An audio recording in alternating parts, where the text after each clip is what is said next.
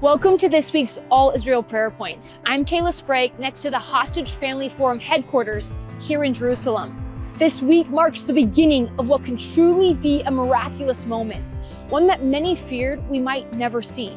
Israel and Hamas have officially signed a hostage deal, a ceasefire, and the first stage of what could be the end to this long and painful war. In the early hours of Thursday morning, U.S. President Donald Trump announced this agreement, declaring, "Blessed are the peacemakers."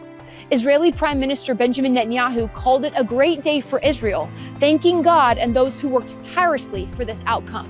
If all goes according to plan, the remaining living hostages and the bodies of those who did not survive in captivity could begin returning home within the next few days.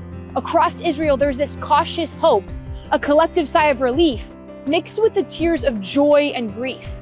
Families are preparing for the long-awaited reunions, like Talia, Gal and Ziv's mother, who has been waiting 735 long days to hug her sons again.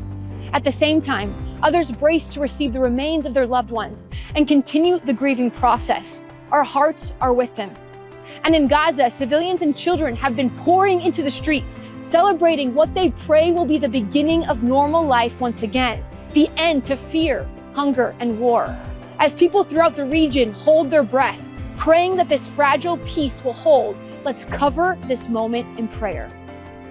First, let's pray for the hostages and their families. Isaiah 61 says, "To all who mourn in Zion, give them a crown of beauty for ashes, joy instead of mourning, and praise instead of despair."